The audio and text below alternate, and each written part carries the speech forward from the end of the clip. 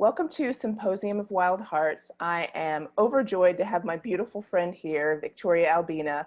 And actually, I've written down like 8 different titles for you. So will you give me the official one that you feel comfortable with? That's great. Thanks so much for having me. I'm so grateful to be here. I am an integrative and functional medicine family nurse practitioner, an herbalist, and a cognitive behavioral life coach. Okay, yeah, I would have not done that justice. So thank you for introducing yourself. And the real purpose of the symposium is really to give people a chance to tune into the wisdom of their own heart. So I've been doing just a centering exercise to get us all just to drop in before we have an amazing conversation about our bodies and how our emotions relate to that and how wise you are about said topics. For those who are listening, flutter your eyes closed if you can. If you can't, just follow along to the best of your ability. And so what we're going to do in this space is really drop into the wisdom of our hearts, to our ability to listen to our body, which is so important. And we're even going to just do a little body scan. So just starting at your feet, imagine a light of your own color. I'm imagining a white kind of golden light. Just starting at the bottom, and it's warm and it's tingly and it's loving. It's moving up into your ankles, up your leg into your knee. It's on the back and front side of your body. So just imagining this loving presence that's just scanning you. It's making its way up your knees, to your thighs, your genitals, your stomach. Just imagine it going up into your heart. And let's just pause here for a moment. And if you want to just put your hand on your heart.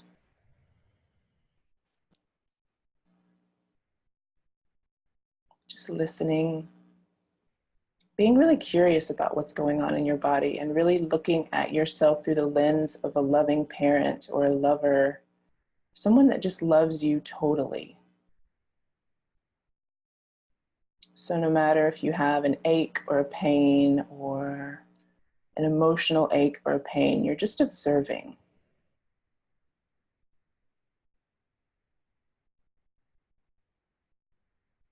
And just letting that light radiate out of the top of your head. I'm going to take a few deep breaths together, and if you want to just sigh it out, it's a great sign to the nervous system that you're okay, that all is well. So just breathing in, big belly breath, and just sigh it out. I love to hear my own breath. Just do one more of those together, breathing in,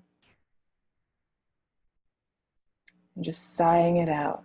And if you need more time with any of this, feel free to pause and just take your time. But if you're ready, what we're going to do is just flutter our eyes open and come back to the here and now.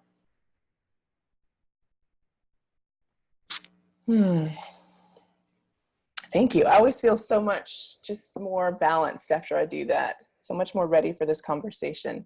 Wow. So I've been doing this pretty fun thing. Instead of just reading your bio, which people can find right below this video with all her information, of course, I've been doing something, I don't have a name for it, but it's kind of like 20 questions, but there's only 11. And it's, as soon as I ask them, you answer. It doesn't have to be scientific. It doesn't have to be right. It's just like whatever comes out. Right on. So are you game? Blue. I like it.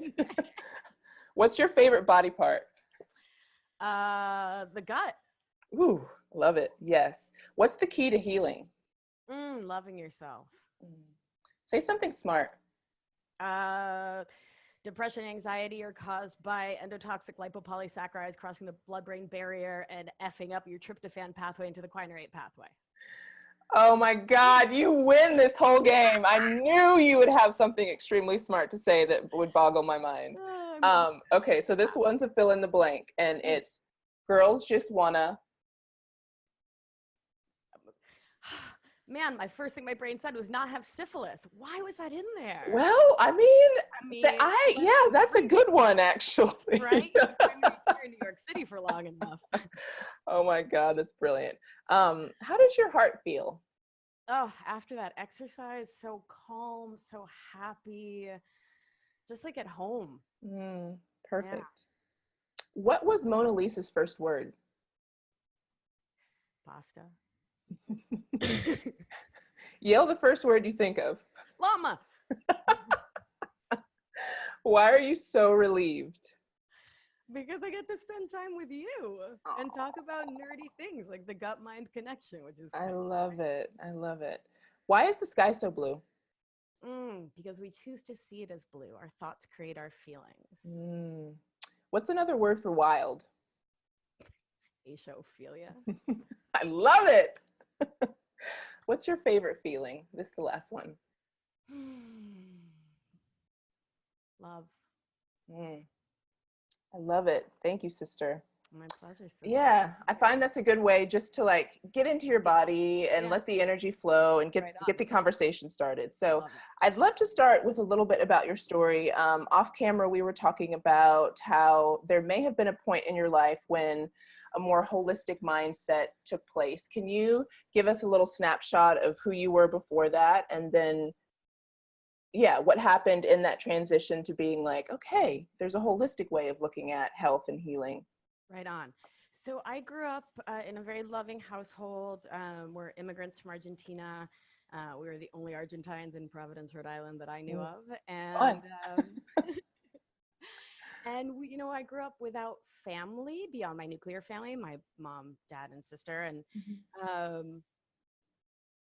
really didn't have the kind of like cousins and aunts around to bounce experience off of, if that makes sense. Totally. Right. Like it was insular in a way that didn't feel problematic. It just was. And so I grew up with terrible belly pain, a lot of gas and bloating, a lot of discomfort. It started when I was a baby and was just my norm. I have a high pain tolerance. So it was just like, okay, this is it. This is life. Life is just a series of belly aches and unpredictable tummies and just not knowing what's going to happen next, which, because of that quinarate pathway I was talking about, meant that I was often depressed and anxious. And it was just so my normalized lived experience. I just thought it was life. Until I got to college. And so I got to college, and I remember like that first week talking with my brand new roommate, and we had like just gone to campus dining services, and I was like, oh man, what a bellyache, right? Or whatever. And she was like, really, you have a bellyache? I was like, yeah, of course, I ate food. And she was like, so food doesn't cause belly aches? And I was like, yeah, it does. Every single meal you're like in pain and cramping and again gassy and bloated, and then like you get sad. Like that's normal. And it's a lot of people's reality, though. I mean, shockingly so. And and I just like again thought it was totally normal until she was like, yeah, no, this isn't cool. And I had lived, my dad's a doctor. I had lived a life thinking that Western medicine was the jam from him, right? Because that's his jam. He's very like science minded. And my mom is a lot more witchy and comes from a witchy people. She's from the north of Argentina, and her mom was really brilliant with nutrition and herbs and intuition and that realm of healing. And so it was really interesting as I grew into myself once I was, out of the house and finding my own way, to realize that what was going on with my gut, with my mood, etc., was something that was not okay and not permanent, and that change was possible. And that change was necessary if I was to become the fullest expression of myself. And that I didn't have to eschew all the science and scientific method and all that sort of thoughtfulness that I learned from my father, and that I could hold on to it and be the true deep nerd that I am and bring in my mom's intuition-based healing, Yeah. heart-based, wisdom-based, ancestor praising, nutrition, herb. I love it. That fusion. That fusion, Yeah. right? And so I worked to start healing myself first, which took a damn long time because, I mean, you remember the 90s, there was like no pocket internet. We didn't have a None. Gmail, a Facebook. We didn't have, Uh-huh. I barely had like an AOL chat, right? I have some I of read those. these things. You might remember them. They're called books. Mm. You remember?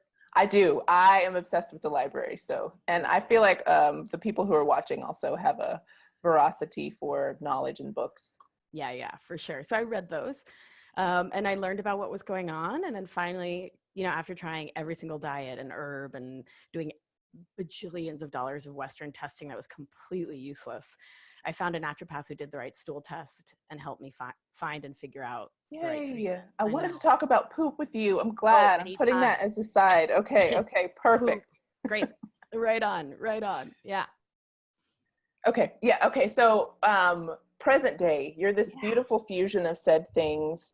I would love to, there's a few things I was writing down while you were talking that were brilliant. And one was change is necessary so we can live the biggest lives possible. And that's so true with health, with spirituality. And I love it that you're saying that, because I've recently had to make some changes because my gut was talking to me. So since that's your favorite body part and a lot of people have challenges with it, let's talk about, I think people are understanding that in the gut, it relates to how we're feeling. And if we're not feeling happy, we don't have that energy to create our dreams. So give us a little breakdown of what the gut is and what it does for us. Right on. Oh, I love this question. So the gut is the tube that goes from mouth to anus. It takes in our food and helps filter our environment. So it takes whatever we've eaten, mixes it, hopefully, with the appropriate amount of acids and enzymes to start mechanically breaking down our food, eventually pulling out nutrients, pulling out like the building blocks of things like our B vitamins, enzymes for other reactions, amino acids, which are the building blocks of life. Amino acids are what proteins are made out of. We are made out of proteins. And then what we take in through our food and our food choices, and stress is a big part of this that I'll get to in a second. Please, yeah. We have the gut microbiome. And so the gut microbiome, which is like a very fashionable thing to talk about right now, and I try to keep it fashionable, is the bajillions. You do a damn good job. Thank you. Likewise. The millions and billions of bacteria in our large intestine that do a lot of the work of absorption and adsorption, pulling things out and then putting wastes back in, balancing things like butyrate and acetate that keep the lining of the gut really tight. Because if you think about what's happening from the stomach downward, there's a volcano in there, right?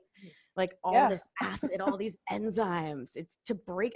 Think about the transformation from tortilla chip to poop. Yeah, that would have to be a miracle. I'm so grateful for my body and for what it does. Yeah, for real though. Yeah, the gut, what happens in the gut is actually nothing short of miraculous. Yeah.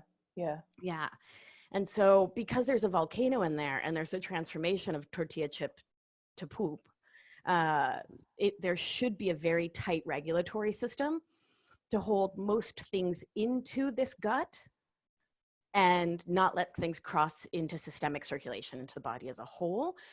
But we are seeing more and more and more and more increased intestinal permeability, which is colloquially known as leaky gut, which is when the tight junctions between the gut cells actually sort of they get loose and they get holes between them, and stuff that should be inside the gut leaves and the body reeks. So that was what you were dealing with and what you consequently healed yourself up. Yeah, and I think it's lifelong healing, right? And being really conscious and thoughtful, not just about diet and supplements, but also about the psychological piece, right? Oh, the mental please, health piece. Let's go there. Let's talk about stress and how much that probably had to play into not only what you were eating, because when you have these stress emotions, it releases hormones in the body, and I mean, you're a witch, you understand these things. Absolutely. Let's talk more about what that is and Right what on. that means for us. Right on. So there is a two-directional highway between the brain and the gut. And so your kindergarten teacher was right. You are what you eat, in a very literal way. Uh-huh. So if we're not eating enough fats and cholesterol, we're not getting the building blocks of hormones. So sex hormones, thyroid hormones, adrenal hormones, we're not getting the building blocks there to make the vital chemical messengers to send these signals between brain and gut, brain and thyroid and gut. Mm-hmm. So many of our bodily functions have their root in the gut. Most of our immune system, a significant portion of our immune system, is based in the gut. Depending on who you read, 70 to 80% of our serotonin comes from the gut. That So happy feeling. right. If you believe the serotonin hypothesis and that serotonin is a part of making us happy, then let me go back to that when you said say something smart, that tryptophan pathway, because it's actually something I'm pretty obsessed with. Okay. So when there is inflammation, usually from either eating foods that we're sensitive to, stress, right? Perceived stress or experienced stress, or infection within the gut, the body senses that inflammation, and these imbalances in the gut send a signal up through the brain. And so when we're talking about infection, it's endotoxins. Put less elegantly, let's just call it bacterial farts. Okay. That's perfect. science-esque, No, but it's okay. Throw those in as much as possible. Okay, great. So bacterial farts, lipopolysaccharides, a type of sugar. And so these chemicals can actually cross the blood-brain barrier, which is like if Fort Knox was on Alcatraz on Mars and you just like waltzed in. Oh. Like crossing the blood-brain barrier is a really big deal. I mean, think about it, right? Your brain, your body cares about your brain, your heart, your lungs, and like forget everything else, right? Because evolution, you need to protect that brain and protect the organs that help you just like run. Okay, so can I just do a recap? So in layman's terms, do you mean like, okay, so I'm dealing with some leaky gut symptoms. So say you have leaky gut, you've got inflammation, it's sending a signal to your brain, and you're not being able to receive as much serotonin, so you're not able to perceive is that what we're talking about still? Hold on. Once we're just about to get there. You ready? Okay, yes. So imbalances in the gut, inflammation due to any number of reasons. Foods, stress, infection are the predominant imbalances in the gut microbiome.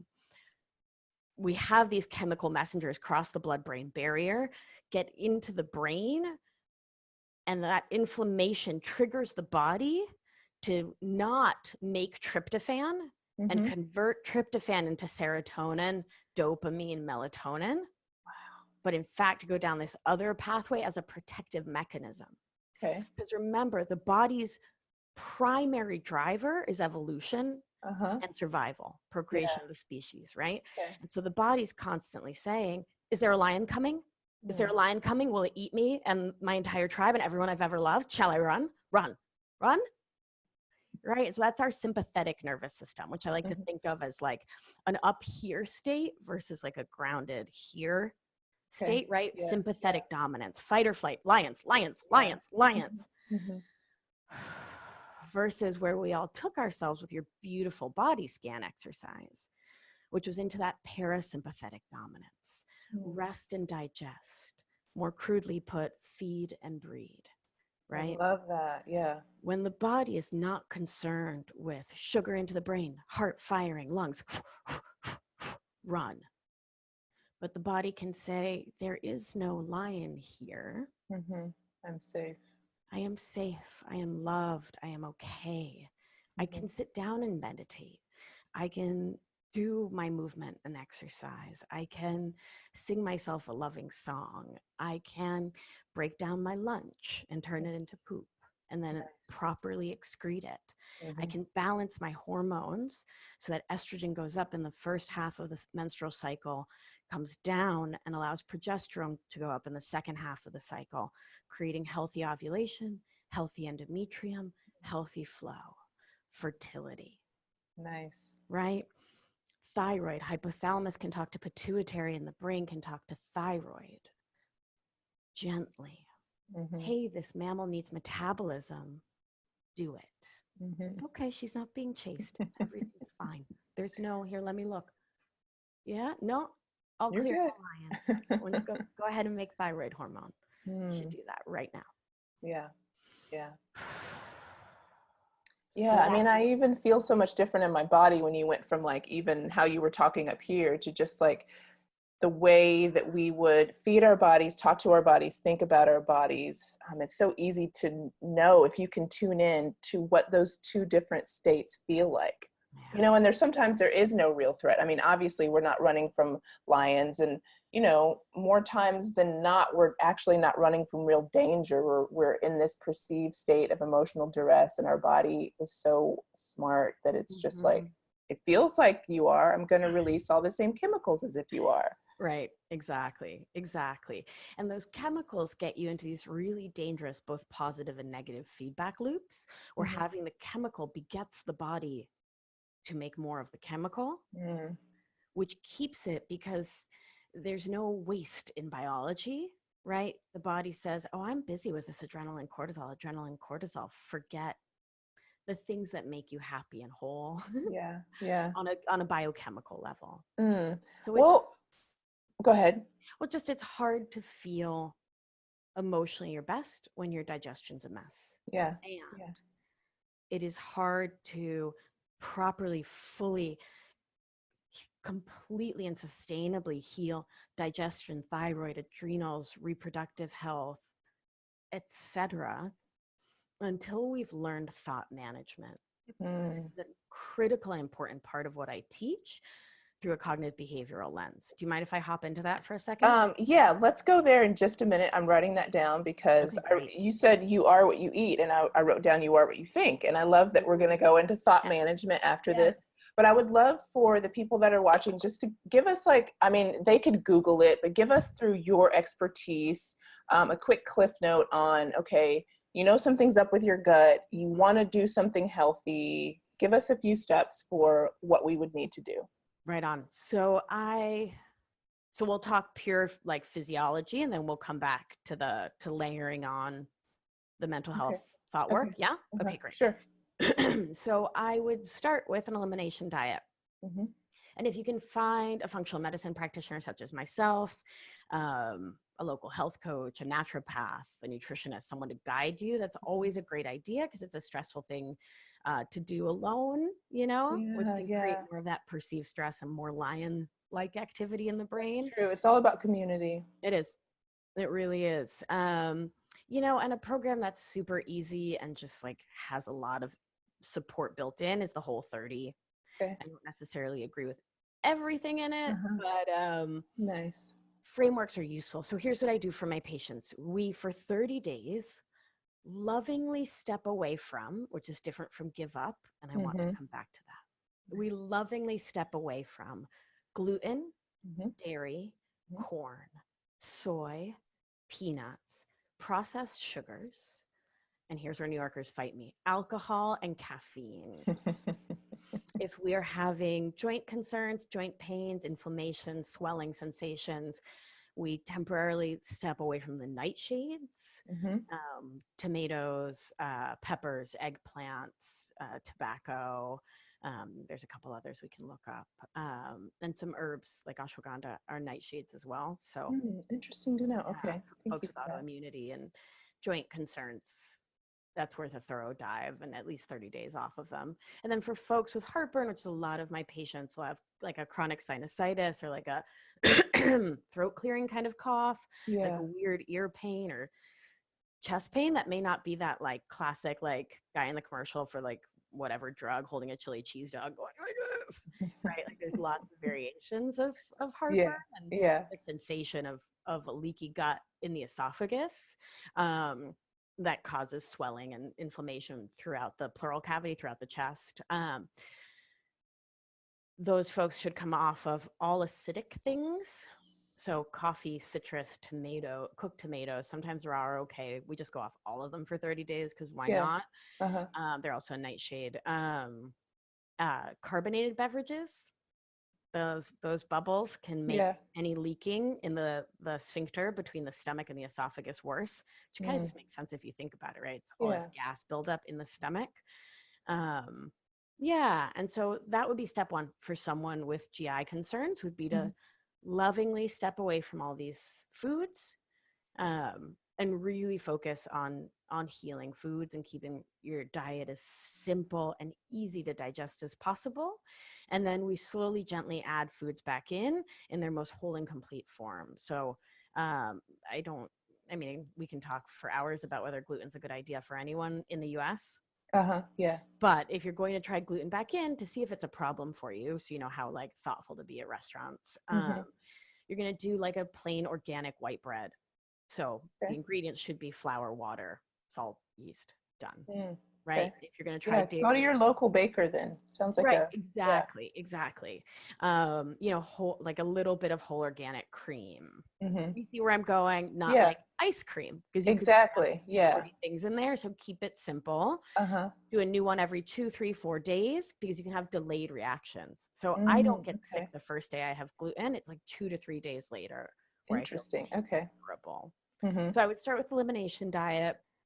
And I wouldn't change anything else during that time other than starting thought work. If you start adding supplements, then you don't know what did what, and that's lousy science. That so makes sense. Don't recommend it. Yeah. So then after those 30 days, once you spend a couple weeks doing your gentle, loving reintroduction, starting probiotics and prebiotics. And you can just get a broad if you're not working with a clinician, get a broad spectrum probiotic. Do you want me to name brand names? Yeah, if you know them, drop them, girl. Sure do.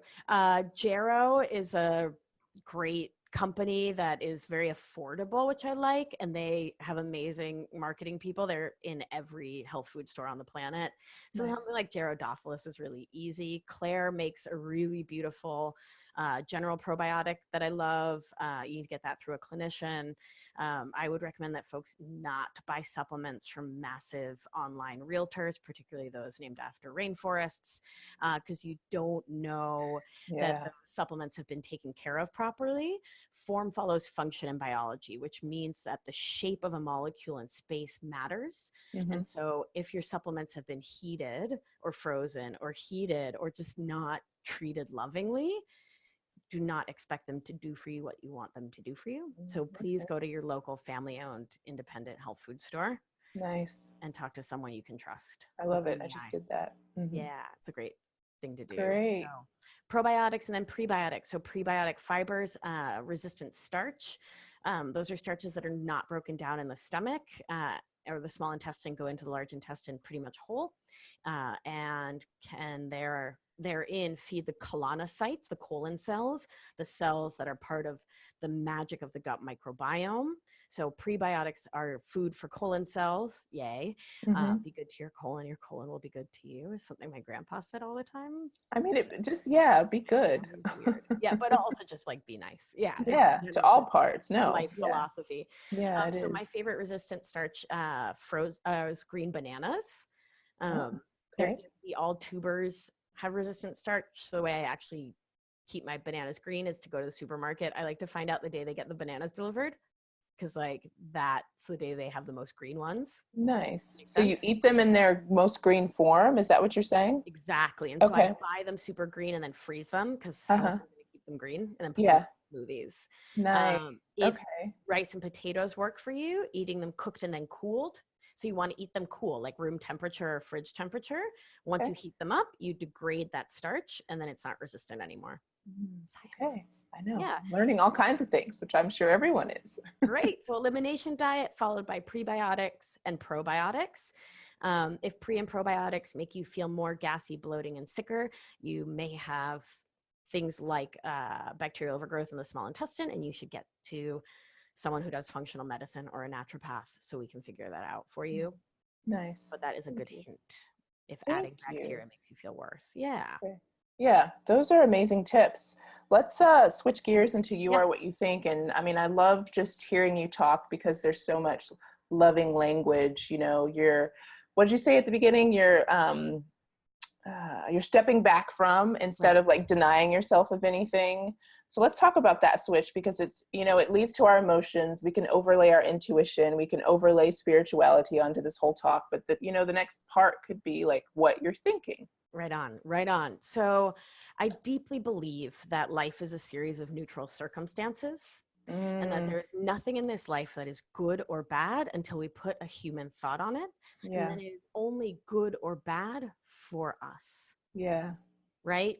Your neighbor, your cousin, a stranger down the block might look at the same situation that you think is the worst thing ever and be like, yeah, that's fine, whatever. Yeah. Or that's amazing.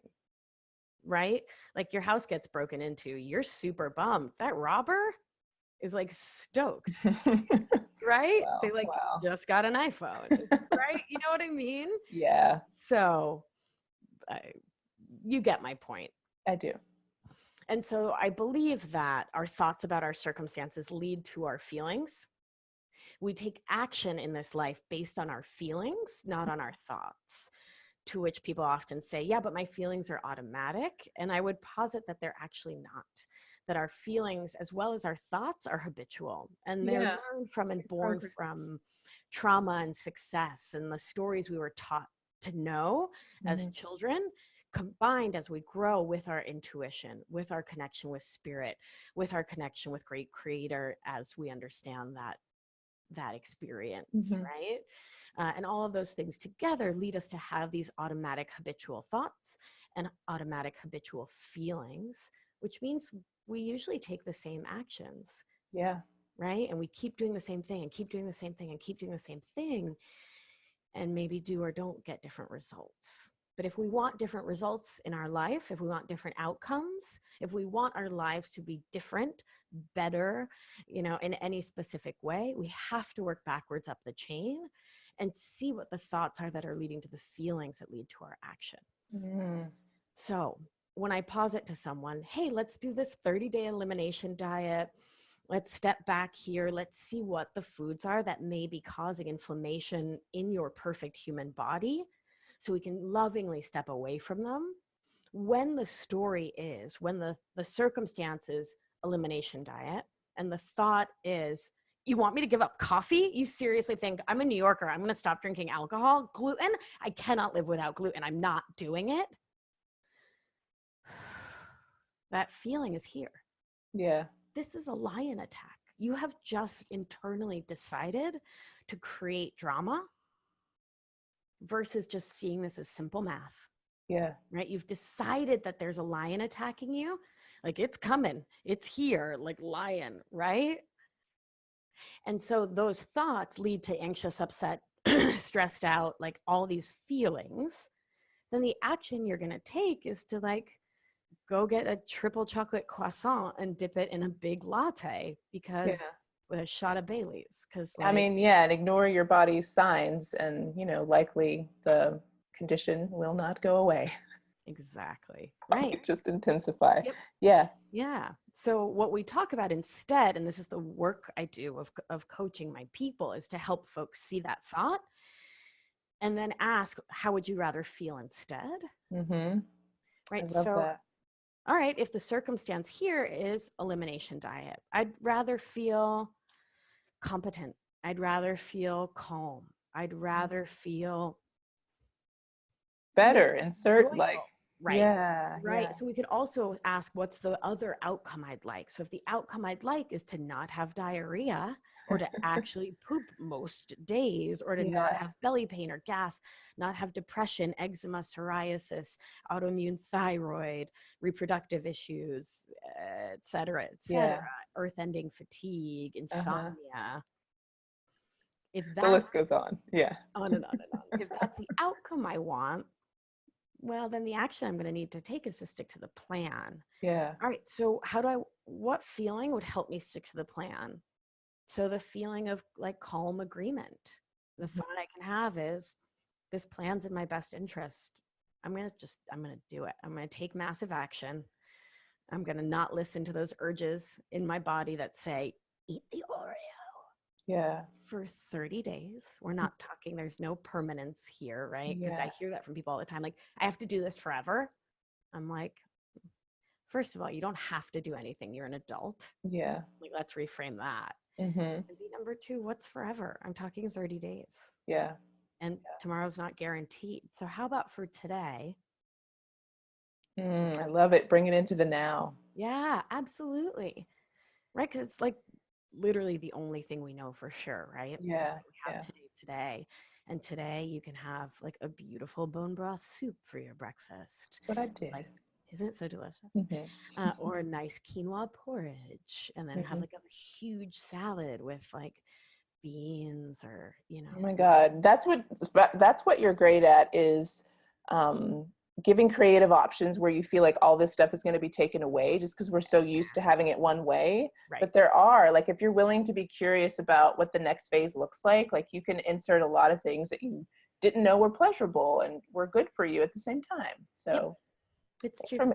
Thanks for making that sound so lovely. And I love it that on your website, I didn't know that these words were there, but it was change your thoughts, heal your gut. And that's exactly what we're talking about. It makes so much sense just to hearing it out of your wonderful mouth. Thank you. Absolutely. I would love for you to talk about a little bit about, if you have an example or a testimonial from a client, feel free to share that. But on your website, it says something that we all love to hear, and it's about living your best life. And that's part of like what this symposium is all about. It's like challenging us really to be willing to make the changes, to welcome our best life, because it's always there for us. It's always available. How do you view that in a emotional sense? Talk about what that looks like physically in the body. Just, wow us. Well, so the work I do with the folks I work with is to help really bridge body, mind, and spirit. Mm-hmm. Right. And so looking at the physiologic, like, what are you eating that's making you fatigued? What are your B12 levels? Are your B12 levels low because there's an infection in your gut? Is the infection in your gut sticking around because you have high perceived stress? Right. So it's bringing together the best of the most cutting edge functional medicine science and testing, because like I'm really nerdy in public health. I'm glad you are. Right. Thank you. We need you. Thank you. So bringing together that amazing science that I'm obsessed with, ancient herbal traditions, nutrition traditions, right? Bringing together intuition, connectedness, and the thought work, the cognitive behavioral piece of changing your everyday story.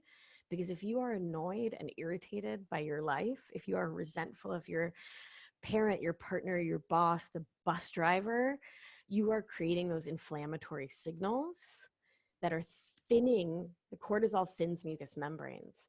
So it thins the lining of your gut. Stress literally keeps you sick, keeps your thyroid from working optimally, keeps ovarian function repressed, keeps your adrenals, right, in heightened fight or flight or totally tanked out. Bringing this balance, right? I am a big fan of testing instead of guessing, right? And so not saying, that sounds like candida. No. Yeah. We do a test. Poop in a cup, right? Poop in a cup, send it to the best lab. Let's look at it. Let's get some good labs, right? Let's be very thoughtful. Let's use the scientific method because it works. Figure out what the what is physiologically, while we do the work of looking at our trauma stories, our victim stories, our habits, where we put ourselves down, where we falsely blow ourselves up, pump ourselves up. Let's see what the stories are that are getting us off that like center. Yeah. And let's get our thinking back to neutral. What I mean by that, an important part for me of doing this thought work, right, of looking at circumstances and the thought, feeling, action results that come from them, is recognizing that if we try to jump from a negative thought or feeling to a positive thought or feeling, somewhere in the middle of the brain, I can swear, right? Yes. Shit, I'm just checking in. I don't Girl, know if do you? Not be marked explicit on iTunes. No, if it's not marked explicit, I'll feel like I failed in some sense. So I mean, let it fly. Thanks. Still a New Yorker. So Wait, so where was I? So I was talking about the bullshit that gets in your way. Right. So if you try to go from a negative thought to a positive thought without doing the work in the middle, Yeah. your brain's like, Yeah. right, your brain is going to call bullshit on it. Uh-huh. Right. So a lot of a lot of women come to me with thyroid stuff and gut stuff, and then weight is like the obvious elephant, right? Uh-huh. The focus point, because patriarchy and capitalism. And I love you too, but that's all that weight concerns. Like, let's be soups real, right? Yeah. So right, so hopping from the story like I'm fat and worthless to I'm fat and that's great. Like your brain's like, I'm so sorry, but what? Yeah. Like, Seems where like were you that socialized?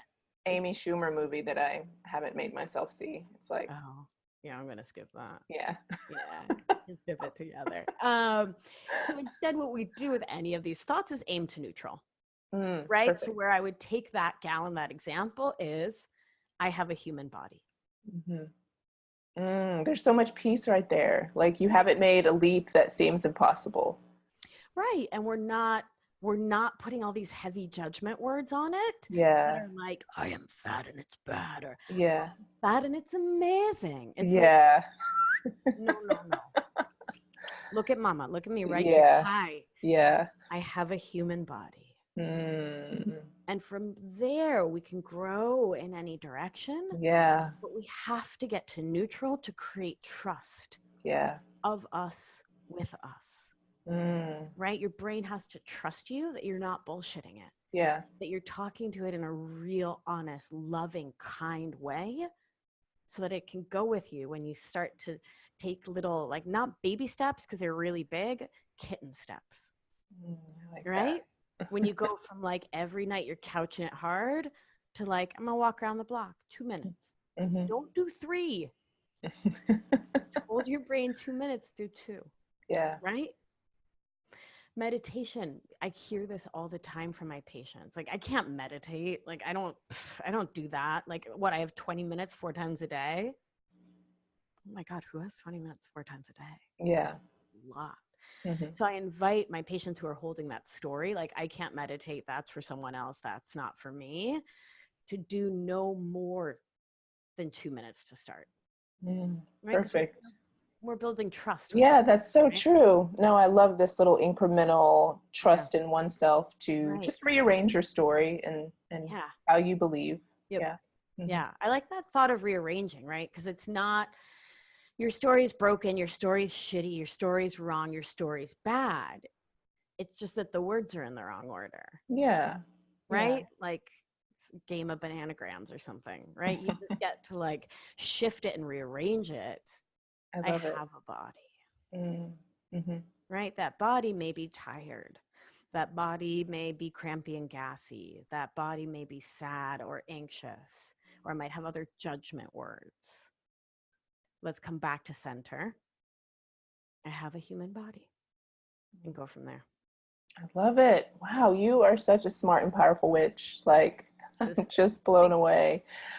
Is there any success story that you'd love to share? Anything that, I mean, they can check out your website. There's a ton of them. I was blown away by the language that your clients have been using and all the success that they've had with working with you. I'd love for you just to share something that can maybe uplift someone that's like, I don't know if I can do it. You know, we still have our stories. We're still learning to trust ourselves, and other people's stories are always great inspiration for that time when you don't know if you can.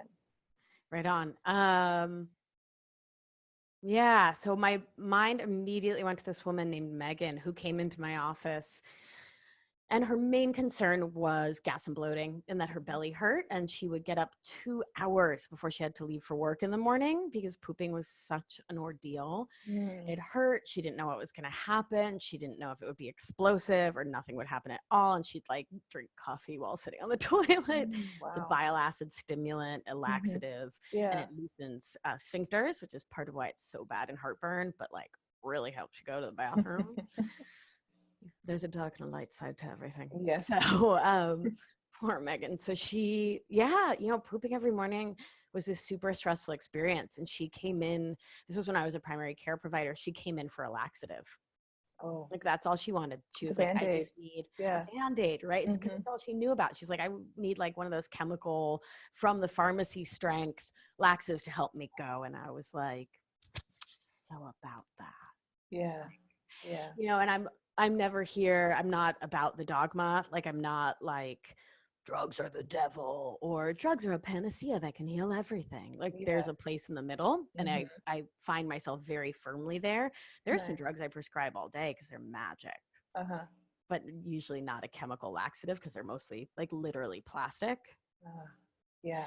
No good. So Megan and I started working together when I left primary care, and the work and started my private practice.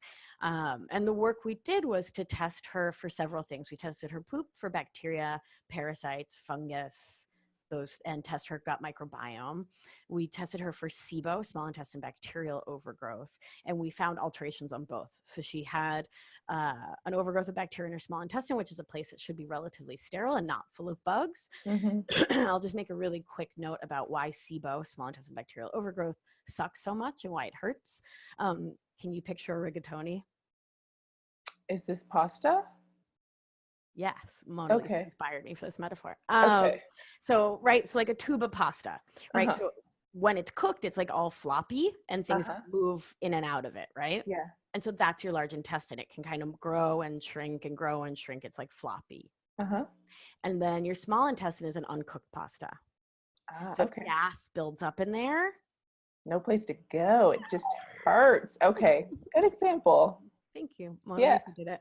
So, yeah, so she was in a lot of pain as these bacteria that were overgrown in her small intestine were eating her food, fermenting them, and farting and farting and farting and farting and Yeah. farting.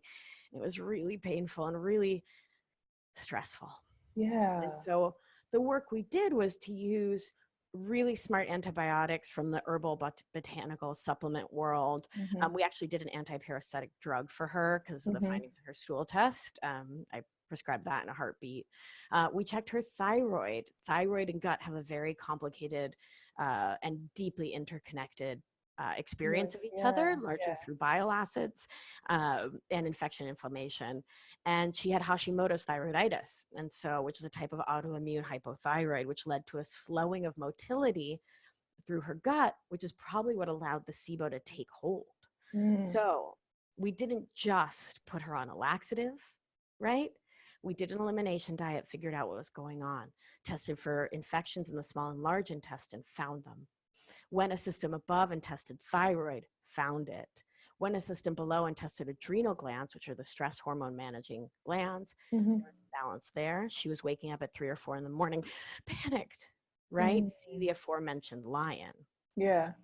So her body was sending false lion statements, Mm-hmm. sensations of a false lion attack, which we use some herbs, meditation, breathing exercises, a little pranayama, little body scan.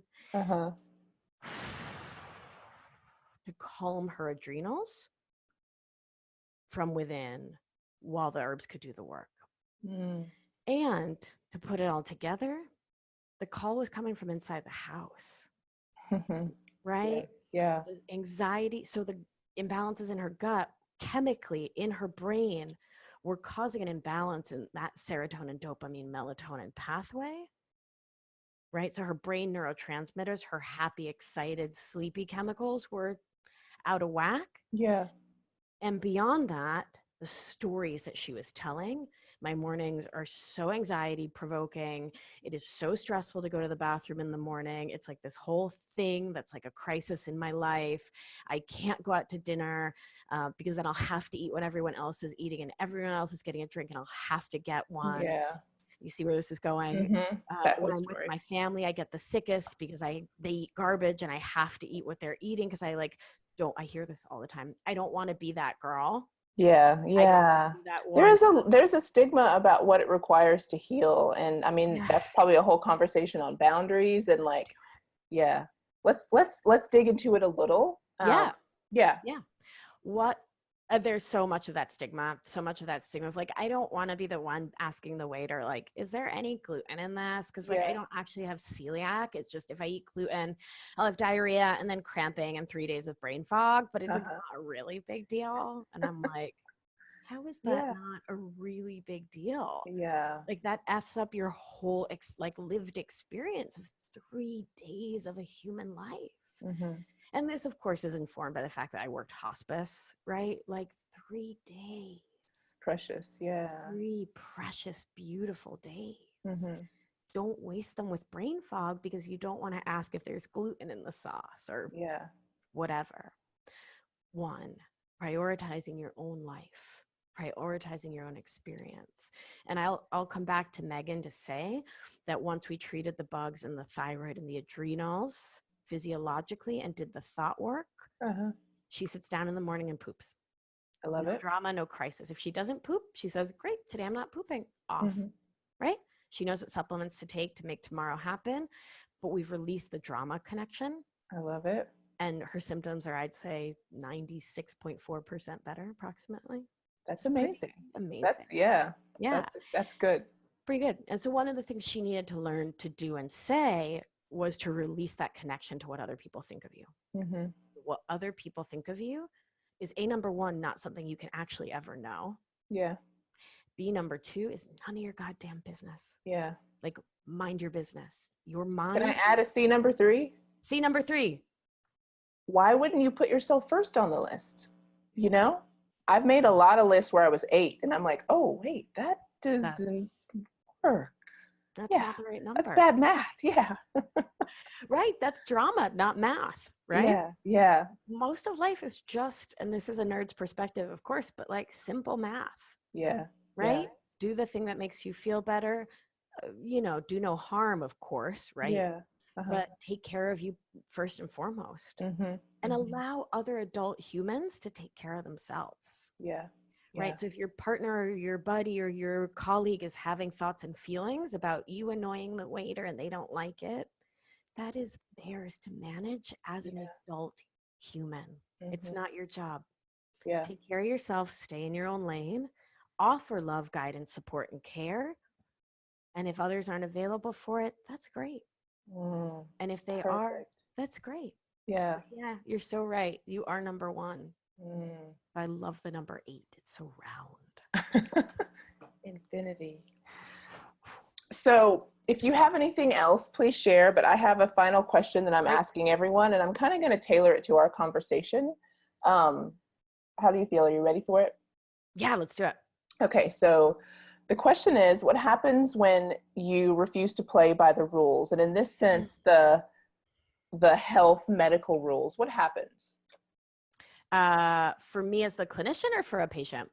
For a patient, like, and really I'm thinking like, not like someone telling you, oh my God, you have cancer, and then ignoring that you've even had that diagnosis. I'm just talking about like the medical system in which it is. And if you decide to advocate for yourself, if you decide to create boundaries, like what happens in your life?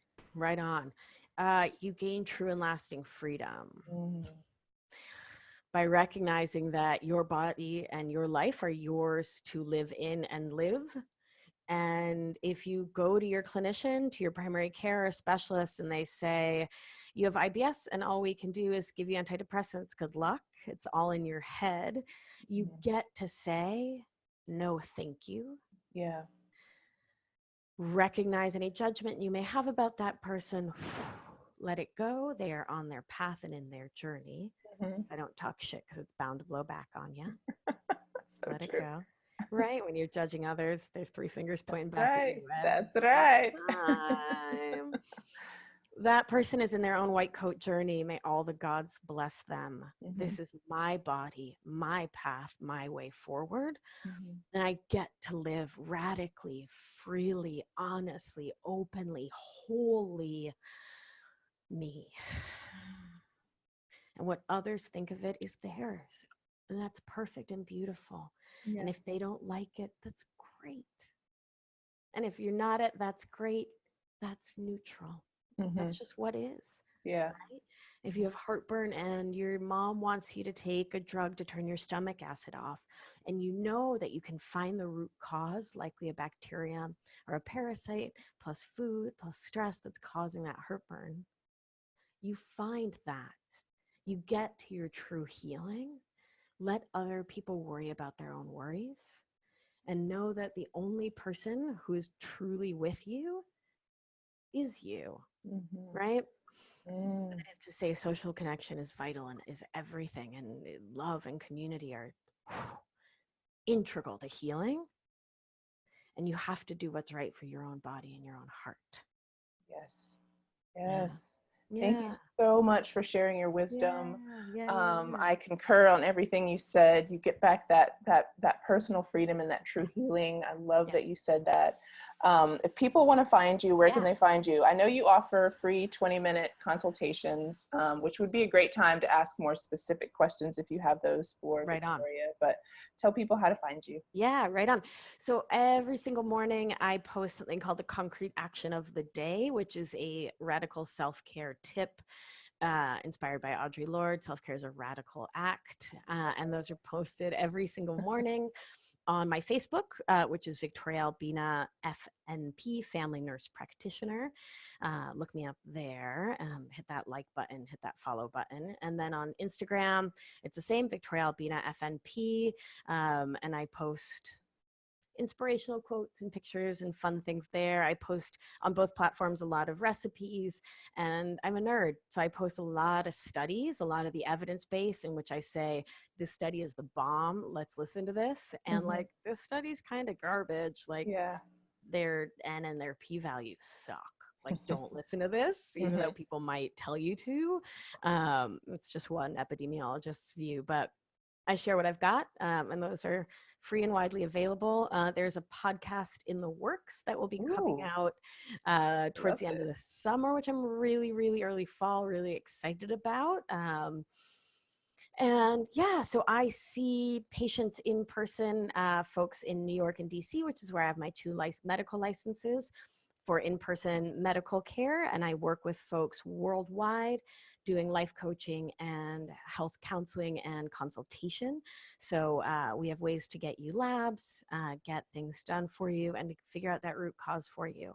So hop on my website, victoriaalbina.com. There's an FAQ with a lot of details. So check that out. And if you are interested in starting care with me, hop on that 20-minute consultation. Let's talk. And I do have some programs that are also in the works. So Heal Your Own Heartburn, sort of a coaching 101. There's I love it. It's also interconnected. Yeah. And you were just so witchy and wise and smart. And I'm glad you're my friend and that you shared this time with us. Thank you so, so much. Thank you. And thank you for having this symposium. I'm really excited for all the people it's going to help. And you are a magical, amazing human on this planet.